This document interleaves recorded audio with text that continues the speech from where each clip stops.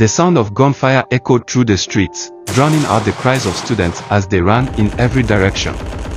Tebo felt his heart race, knowing they were fighting for their lives and their future. Today was not just another day, it was the day they would stand up against oppression. Tebo was a 15-year-old boy living in Soweto, a township in South Africa where life was hard and dreams felt far away. Like many of his friends, he had grown tired of the injustice. The government had imposed Afrikaans as the language of instruction in schools, and Tebo and his classmates felt it was unfair. They wanted to learn in their own language, in a way that made sense to them. One day in June 1976, they gathered after school to discuss their frustrations. "We can't let them treat us like this," his friend Tebo said, his fist clenched in anger. "We must do something." The group decided to protest peacefully, to show the government they were united in their fight for change. On the morning of June 16th, they gathered at the Orlando Stadium, ready to march. Tebo's heart was heavy with determination. The streets filled with students chanting slogans, their voices rising like a wave. "Black is beautiful. We want our rights." The energy was electric, and for the first time, Tebo felt a sense of hope. But as they marched, the government sent police to disperse them. Tebo watched in horror as officers armed with guns and batons confronted the students. "Go home," they shouted, but the students stood firm, refusing to back down. Then, without warning, the police fired tear gas into the crowd. Tebo coughed and stumbled, panic rising among the students. "Stay together," he yelled, trying to rally his friends. But chaos erupted. People ran, tripping over each other, desperate to escape the choking smoke. Tebo's world shifted in an instant. He saw a boy from his school, Hector Peterson, collapse on the ground. A police officer had shot him, and Tebo felt a surge of anger.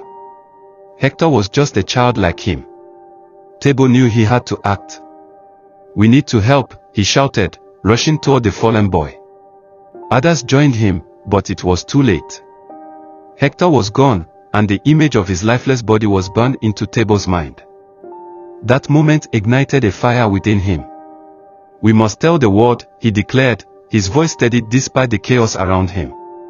After the protest, news of the tragedy spread quickly. International media picked up the story, and images of the Soweto Uprising shocked the world. Tebo saw reports on television showing students fighting for their rights, and he felt a swell of pride mixed with sorrow. They were no longer just students, they were symbols of resistance.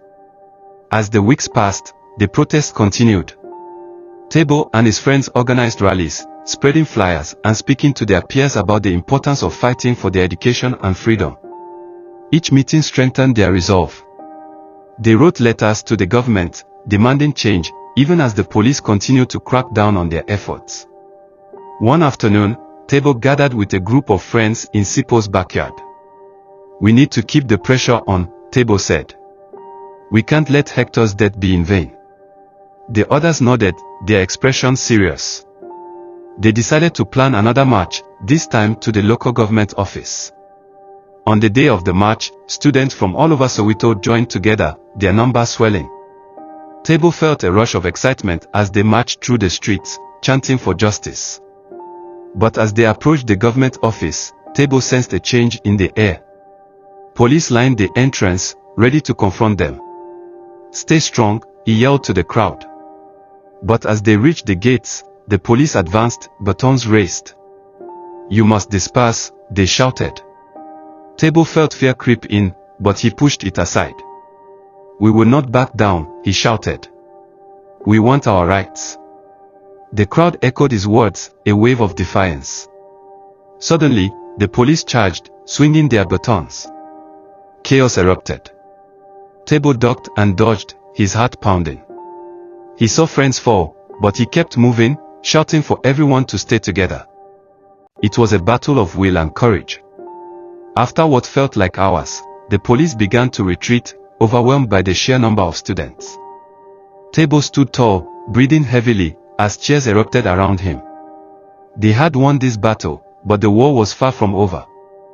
The next day, Tebo woke to find the front page of the newspaper filled with images from their march. "Students stand up against apartheid," it read. Tebo felt a mix of pride and fear.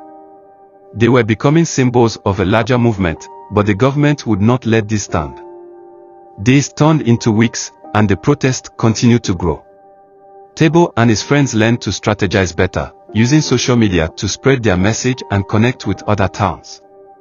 They realized they were part of a nationwide movement, and their voices were powerful. But soon, the government retaliated. They imposed curfews and sent more police into Soweto. Tebo saw friends arrested, and fear spread through the community. What if we lose everything?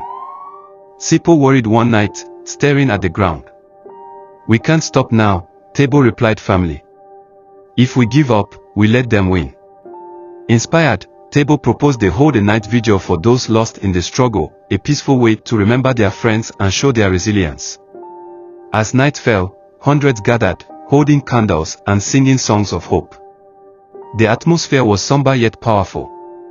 As the candles flickered, Tebo looked around at the faces illuminated by the soft glow. He realized they were no longer just a group of students, they were a community united for change. Their actions were resonating beyond Soweto, sparking conversations across the country. The government, feeling the pressure, finally agreed to meet with student leaders. Tebo was chosen to represent his school. Nervous but determined, he stood in front of the officials, who sat behind a long table. We want education in our own language, he stated clearly. We demand equal rights. The officials listened, but Tebo could see their dismissive attitudes. However, he stood firm. We are not going away. We will keep fighting until our voices are heard. As he left the meeting, he felt a mixture of hope and frustration. The path to change was long, but every step they took mattered. The uprising had ignited a flame that could not be extinguished. As time passed, Tebo learned that change often came slowly, but he remained steadfast. He inspired others to join the fight, and with each new protest, the movement gained momentum. Tebo understood that they were part of something much bigger than themselves, a struggle for freedom and equality that would leave a mark on their country. Together, the students of Soweto stood up against a powerful government, their courage lighting the way for a new South Africa. Tebo knew that their actions were just the beginning, and they would continue to fight until justice prevailed.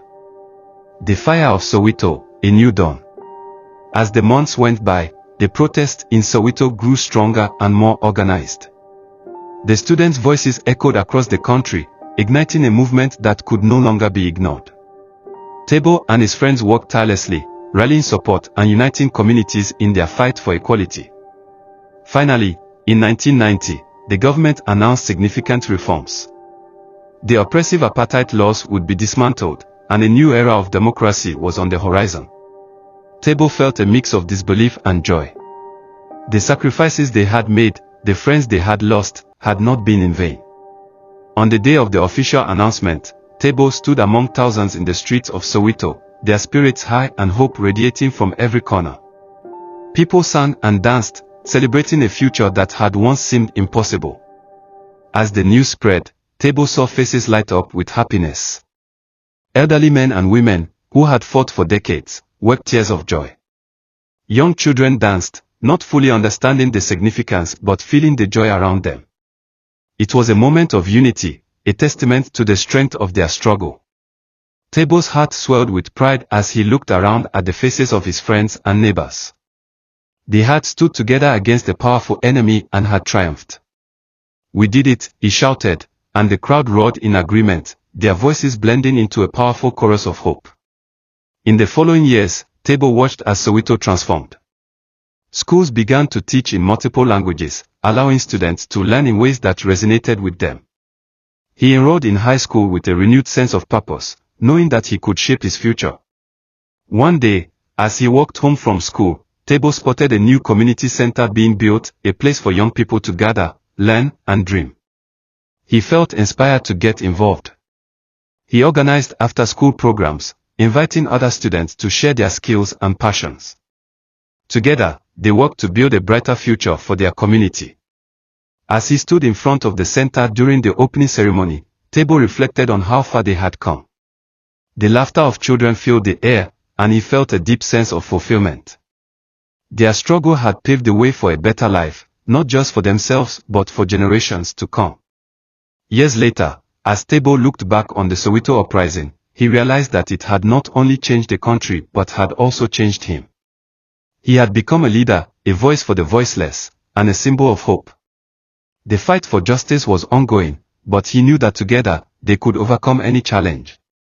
With a heart full of gratitude, Tebo stood in the vibrant streets of Soweto, surrounded by friends and family, knowing that they had forged a legacy of courage, resilience, and unity. In that moment, he understood the power of their actions, and a smile spread across his face. The fire of Soweto had become a beacon of hope for all, lighting the way to a brighter, more inclusive future.